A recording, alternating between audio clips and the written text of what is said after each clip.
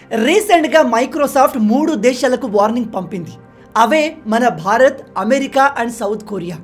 ఆ వార్నింగ్ ఏమిటంటే ఈ దేశాల్లో 2024లో జరగబోతున్న ఎలక్షన్లో పెద్ద ప్రమాదం రాబోతుంది.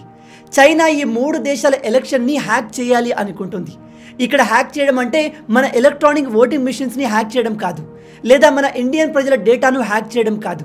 ఈ చైనీస్ హ్యాకర్లు ఆర్టిఫిషియల్ ఇంటెలిజెన్స్ని ఉపయోగించి ఫేక్ ఇన్ఫర్మేషన్ను స్ప్రెడ్ చేసే అవకాశం ఉంది. ఇక్కడ చైనా ప్లాన్ ఏమిటంటే ఈ 3 దేశాల్లో ఏ పార్టీ వాళ్ళకు అనుకూలంగా ఉంటుందో వాళ్ళను వదిలేసి వాళ్ళ అపోజిట్ పార్టీని టార్గెట్ చేసి వాళ్ళ గురించిన ఫేక్ ఇన్ఫర్మేషన్లను డీప్ ఫేక్ వీడియోస్ని ఉపయోగించి స్ప్రెడ్ చేసే అవకాశం ఉంది. ఇక్కడ మీరు న్యూస్ 18కి చెందిన ఆర్టికల్ చూడొచ్చు. Lok Sabha 2024 election May face major AI threat from Chinese hackers. ఈ వీడియోలో మనం చైనా మన లోక్సభ ఎలక్షన్ని ఏ విధంగా ఇంపాక్ట్ చేయబోతుంది, చైనా హ్యాకర్లు మన ఇండియాను ఎలా టార్గెట్ చేస్తున్నారు, ఎందుకు చేస్తున్నారు అనే విషయాల్ని డీటెయిల్గా తెలుసుకునే ప్రయత్నం చేద్దాం. కానీ ఎప్పట్లాగే వీడియోలోకి వెళ్లే ముందు మీ అందరికీ ఒక చిన్న ప్రశ్న.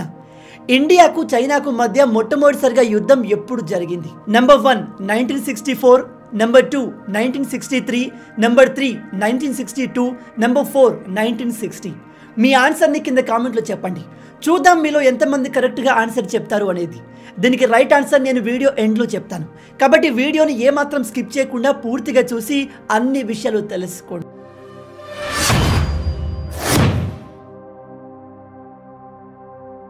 రీసెంట్గా మన ప్రధానమంత్రి మోడీ గారు బిల్ గేట్స్ని కలిశారు.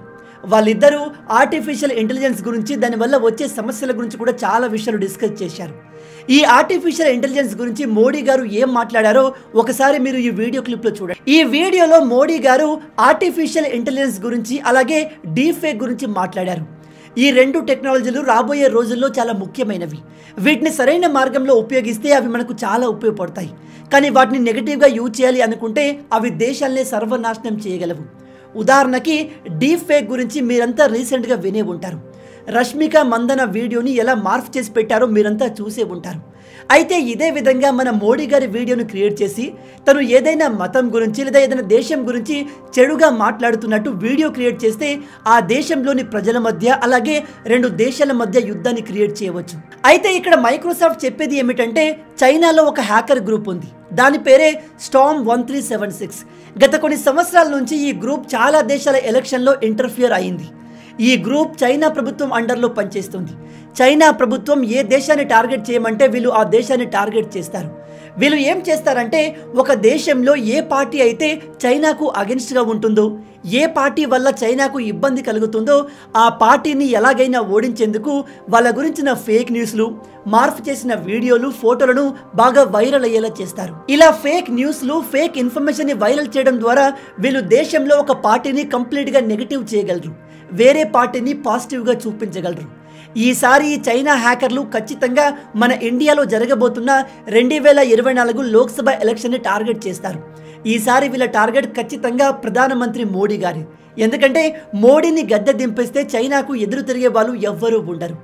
ఇక్కడ చైనాకు ఉన్న అడ్వాంటేజ్ ఏమిటంటే అటు భారత్ ఇటు అమెరికా 2 కూడా డెమోక్రటిక్ దేశాలు. ఈ దేశాల్లో వివిధ మతాలకు, ప్రాంతాలకు చెందిన వాళ్ళు నివసిస్తూ ఉంటారు. కాబట్టి ఈ డిఫరెంట్ ఎథ్నిసిటీ ఉన్న ప్రజల మధ్య గొడవలు క్రియేట్ చేయడం అంత కష్టమేమీ కాదు. ఇక్కడ మైక్రోసాఫ్ట్ రిపోర్ట్ ప్రకారం చైనా హ్యాకర్లు టార్గెట్ చేస్తుంది మన ఇండియాని, అమెరికాని అలాగే సౌత్ కొరియాని. సౌత్ కొరియాలో చైనా పెద్దగా ప్రాబ్లం క్రియేట్ చేయకపోవచ్చు, ఎందుకంటే వాళ్ళంతా ఆల్మోస్ట్ సేమ్ ఎథ్నిసిటీ కిందికి వస్తారు. పైగా ఆ దేశం పెద్దది కూడా కాదు, కాబట్టి అక్కడ ప్రజల మధ్య మంచి అండర్స్టాండింగ్ ఉంటుంది. కానీ మన దేశంలో మాత్రం ఈ చైనీస్ హ్యాకర్లు పెద్ద ఇంపాక్ట్ని క్రియేట్ చేసే అవకాశం ఉంది. ఎందుకంటే మీరు ఒకసారి ఇమాజిన్ చేయండి, మన దేశంలో ఉన్న ఎవరైనా పెద్ద లీడర్ వీడియోని డీప్ ఫేక్ చేసి అతను ఒక మతం గురించి, ఒక కులం గురించి చెడుగా మాట్లాడుతున్నట్టు లేదా ప్రజల్ని రెచ్చగొట్టే విధంగా మాట్లాడుతున్నట్టు వీడియో క్రియేట్ చేసి సోషల్ మీడియాలో వైరల్ చేస్తే దానివల్ల దేశవ్యాప్తంగా గొడవలు మొదలవుతాయి. అండ్ ఆ లీడర్ ఏ పార్టీకి చెందినవాడో ఆ పార్టీ యొక్క ఓట్ పర్సంటేజ్ ఖచ్చితంగా పడిపోతుంది. ఈ చైనీస్ హ్యాకర్ల వల్ల పర్టికులర్ పార్టీల యొక్క ఓట్ పర్సంటేజ్ 1-2% పడిపోయినా కూడా ఆ పార్టీ ఓడిపోయే అవకాశాలు ఉంటాయి. ఎందుకంటే ఎలక్షన్లో చాలా సందర్భాల్లో 1-2% ఓట్ల కారణంగా పెద్ద పెద్ద పార్టీలు ఓడిపోయిన సందర్భాలు ఉన్నాయి. ఇలాంటి ఈ డీప్ ఫేక్ వీడియోలు అన్ని దేశాలకు తలనొప్పిగా మారాయి. మీ అందరికీ తెలిసే ఉంటుంది, రీసెంట్గా ఇజ్రాయెల్కి పాలస్తీనాకి మధ్య పెద్ద యుద్ధం మొదలైంది.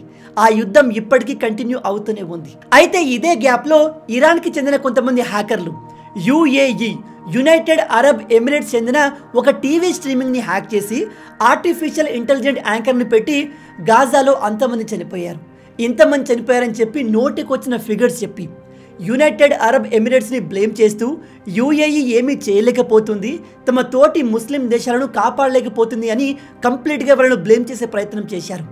దీని కారణంగానే ఇజ్రాయెల్కి యుఏఈకి మధ్య జరగాల్సిన కొన్ని అగ్రిమెంట్లు ఆగిపోయాయి.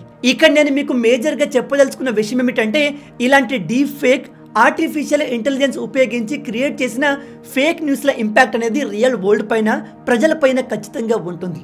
ఎందుకంటే ఆ వీడియోలు చూసి ఎవరు కూడా అవి ఫేక్ అని అనుకోరు, దాన్ని చూస్తే రియల్గానే అనిపిస్తుంది. ఆ వీడియోని కంప్లీట్గా అనలైజ్ చేసి అది ఫేక్ అని తెలిసే లోపే జరగాల్సిన నష్టం జరిగిపోతుంది. కాబట్టి ఇక్కడ మైక్రోసాఫ్ట్ చెప్తుంది 100% వాస్తవం. చైనాలో ఎలాగో డెమోక్రసీ లేదు, కాబట్టి వీళ్ళు ఇతర డెమోక్రసీ ఉన్న దేశాలను ఖచ్చితంగా టెస్ట్ చేస్తాయి, ఆ దేశాల్లో అల్లర్లు మొదలయ్యేలా చేస్తాయి. చైనా ఎలాంటి దేశం అంటే వాళ్ళు తమ ప్రయోజనం కోసం ఏదైనా చేస్తారు, తమ ప్రయోజనం కోసం ఏ దేశాన్ని నాశనం చేయమన్నా చేస్తారు. వాళ్ళకు కావాల్సిందల్లా వాళ్ళ దేశం ప్రపంచంలో లీడర్గా ఎదగడం. దానికి అడ్డుగా ఉంది అటు అమెరికా, ఇటు మన భారత్. కాబట్టి ఈ రెండు దేశాల ఎలక్షన్ని డిస్టర్బ్ చేయడానికి చైనా ఖచ్చితంగా ట్రై చేస్తుంది. మరి ఈ ప్రాబ్లం నుంచి మన ఇండియా ఎలా బయటపడుతుంది, ఇవి జరగకుండా ఉండేందుకు ఇండియా ఎటువంటి స్టెప్స్ తీసుకోబోతుంది అనేది మనం వేచి చూడాలి. కానీ ఇలాంటి ఆర్టిఫిషియల్ ఇంటెలిజెన్స్ వీడియోలు తయారు చేసే ప్రతి కంపెనీ కూడా తాము తయారు చేసే వీడియో పైన వాటర్ మార్క్ని ఉంచాలి. ఈ వీడియో డీప్ ఫేక్ వీడియో అని, లేదా ఈ వీడియో ఆర్టిఫిషియల్లీ జనరేటెడ్ వీడియో అని పైన కనిపించాలి. కానీ ఇందులో ప్రాబ్లం ఏమిటంటే, ప్రజెంట్గా అలాంటి కంపెనీలు వందల్లో ఉన్నాయి, రాబోయే రోజుల్లో వేల కంపెనీలు రాబోతున్నాయి. వాటన్నిటిని రెగ్యులేట్ చేయడం, వాటన్నిటిని ఎప్పటికప్పుడు మానిటర్ చేయడం అంత ఈజీ అయితే కాదు. ఇలాంటి ప్రాబ్లమ్ని సాల్వ్ చేయడానికి మన ఇండియా ఎటువంటి యాక్షన్ని తీసుకుంటే బాగుంటుంది, మీ ఆలోచనని కింద కామెంట్లో చెప్పండి. ఇక నేను మిమ్మల్ని మొదట్లో అడిగిన ప్రశ్నకు సమాధానం విషయానికి వస్తే, చైనాకు ఇండియాకు మధ్య మొట్టమొదటిసారిగా యుద్ధం ఎప్పుడు స్టార్ట్ అయింది? దీనికి రైట్ ఆన్సర్ నెంబర్ 3, 1962. మీలో ఎంతమంది దీన్ని కరెక్ట్గా ఆన్సర్ చేయగలిగారు హానెస్ట్గా కింద కామెంట్లో చెప్పండి. మొత్తంగా ఇవే ఈ వీడియోకి సంబంధించిన పూర్తి విషయాలు. ఈ వీడియో మీకు నచ్చింది అనుకుంటున్నాను. నచ్చితే అలా ఊరికే చూసి వెళ్ళిపోకుండా వీడియోని లైక్ చేయండి. అలాగే ఇలాంటి మరిన్ని ఇంట్రెస్టింగ్ వీడియోస్ కోసం మన ఛానల్ని సబ్స్క్రైబ్ చేసి మమ్మల్ని సపోర్ట్ చేయొచ్చు కదా. ఇది మీకు కంప్లీట్లీ ఫ్రీ, కానీ మీరు చేసే ప్రతి ఒక్క లైక్ అండ్ సబ్స్క్రిప్షన్ మాకు మరిన్ని వీడియోస్ చేయడానికి ఒక మోటివేషన్లా ఉంటుంది. కాబట్టి వీడియోని లైక్ చేసి ఛానల్ని సబ్స్క్రైబ్ చేయడం మర్చిపోవద్దు. రాబోయే వీడియోలో ఇంకో ఇంట్రెస్టింగ్ టాపిక్తో మళ్ళీ కలుద్దాం. అంటిల్ దెన్, జై హింద్.